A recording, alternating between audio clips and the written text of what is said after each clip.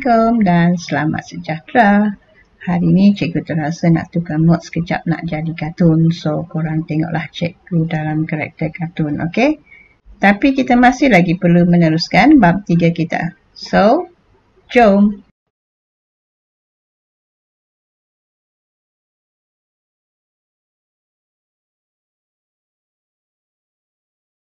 Okey, so bab 3 kita ialah penaklukan logik.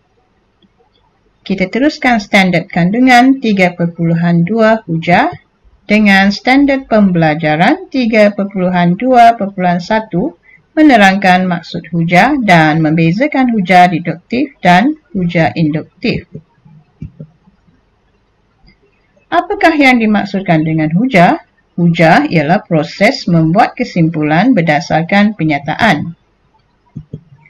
Hujah boleh terdiri daripada beberapa premis dan satu kesimpulan. Apakah pula premis? Premis ialah satu penyataan yang memberikan informasi sebelum satu kesimpulan dibuat. Manakala kesimpulan pula ialah suatu kesudahan pendapat atau keputusan.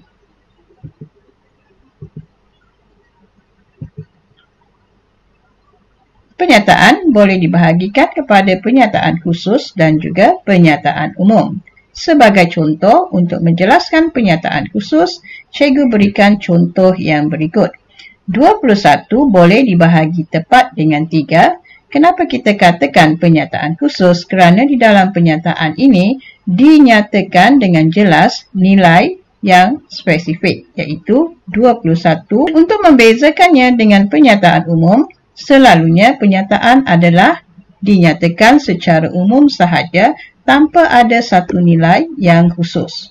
Contohnya, luas sebuah segi empat tepat ialah panjang darab lebar.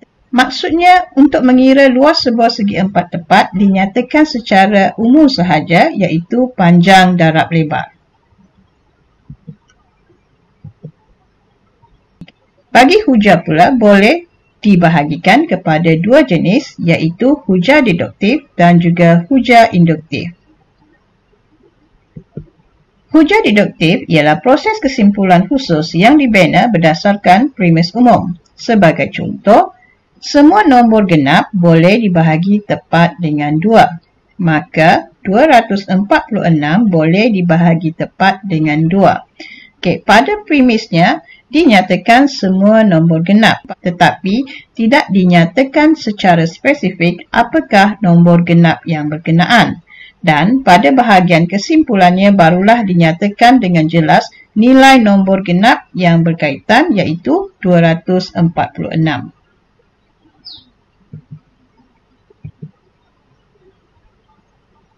Manakala hujah induktif pula ialah proses kesimpulan umum yang dibina berdasarkan premis khusus.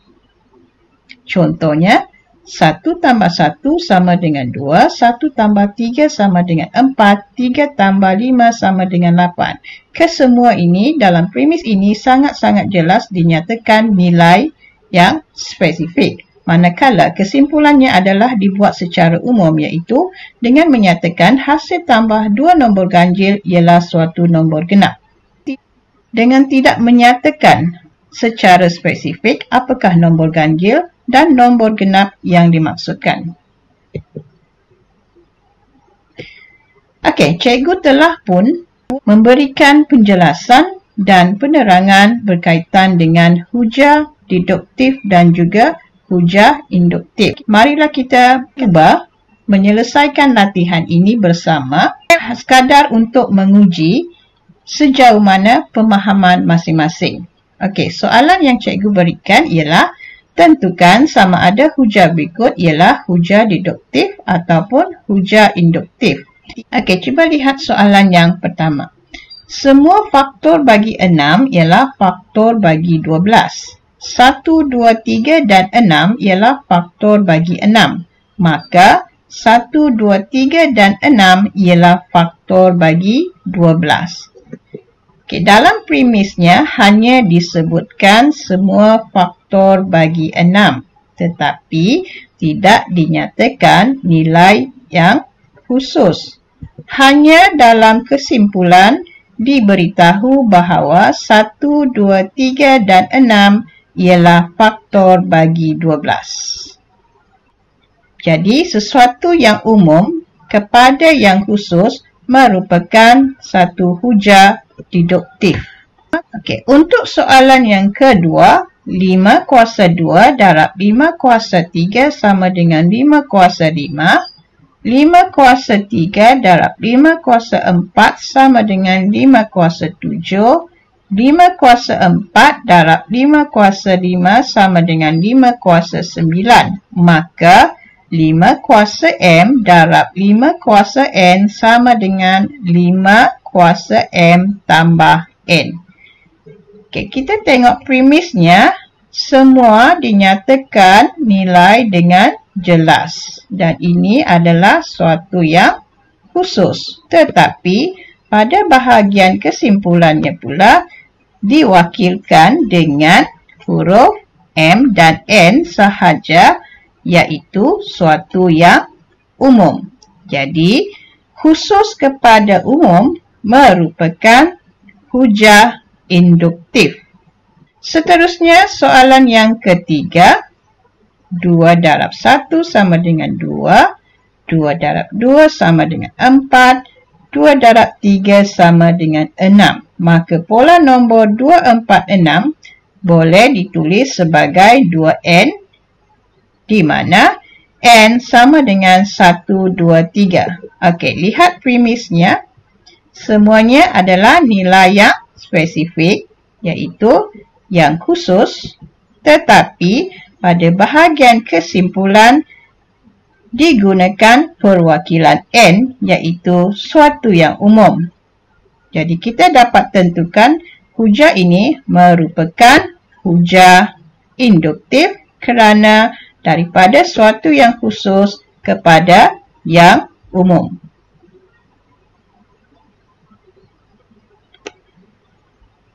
Okey, lihat soalan keempat. Semua poligon sekata mempunyai sisi yang sama panjang. Jadi, perkataan semua poligon sekata adalah suatu yang dinyatakan secara umum. Bagaimanapun, pada kesimpulannya, poligon sekata itu dinamakan sebagai A, B, C, D, E, F, G mempunyai sisi yang sama panjang dan ini adalah suatu yang khusus. Jadi, umum kepada khusus merupakan suatu hujah deduktif.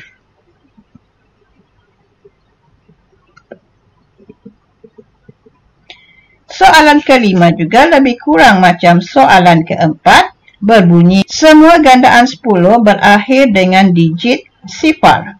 Jadi kita lihat premisnya ialah semua gandaan 10. Kita tidak tahu apakah nilai spesifik bagi nombor gandaan 10 pada premis ini, iaitu suatu yang umum. Dan kita lihat kesimpulannya, nombor 50 iaitu suatu nombor gandaan 10 berakhir dengan digit sifar. Jadi nombor 50 itu ialah suatu yang khusus. Bermaksud umum kepada khusus merupakan hujah deduktif. Soalan ke-6. 1 kuasa 2 tambah 2 sama dengan 3. 2 kuasa 2 tambah 2 sama dengan 6. 3 kuasa 2 tambah 2 sama dengan 11. Maka pola nombor 3, 6, 11 boleh ditulis sebagai N kuasa 2 tambah 2. N sama dengan 1, 2, 3. Sekali lagi kita lihat premisnya dinyatakan secara khusus, manakala kesimpulannya dinyatakan secara umum. Jadi ini merupakan hujah induktif. Soalan ke-7, 1 tambah 1 kuasa 2 sama dengan 4, dalam kurungan 1 tambah 2 kuasa 2 sama dengan 9, dalam kurungan 1 tambah 3 kuasa 2 sama dengan 16, maka pola nombor 4, 9, 16 boleh ditulis sebagai 1 tambah N kuasa 2, di mana N sama dengan 1, 2, 3. Okey, kita lihat premisnya. nilai dinyatakan dengan khusus dan kesimpulan dinyatakan secara umum. Jadi khusus kepada umum merupakan hujah induktif. Soalan yang ke-8, semua gandaan 9 ialah gandaan 3, nombor 72 ialah gandaan 9, maka nombor 72 ialah gandaan 3. Okey, semua gandaan 9 tidak dinyatakan nombor apakah gandaan 9 itu. Ini ialah suatu yang umum. Lihat kesimpulannya telah dinyatakan nombor gandaan 9 itu ialah 72 iaitu suatu yang khusus. Jadi umum kepada khusus merupakan hujah deduktif. Soalan yang ke-9, semua nombor nisbah boleh ditulis dalam bentuk pecahan. Okey, semua nombor nisbah tidak dinyatakan apakah nombor nisbah itu. Ini adalah suatu yang umum. Manakala kesimpulannya ialah 1/5 boleh ditulis dalam bentuk pecahan iaitu suatu yang khusus. Jadi umum kepada khusus merupakan hujah deduktif. Dan soalan yang ke-10, sudut penggenap bagi 60 darjah ialah 120 darjah. Sudut penggenap bagi 45 darjah ialah 135 darjah. Maka sudut penggenap bagi theta ialah 180 darjah tolak theta. Jadi pada premisnya telah dinyatakan nilai dengan jelas. Jadi ini merupakan suatu yang khusus.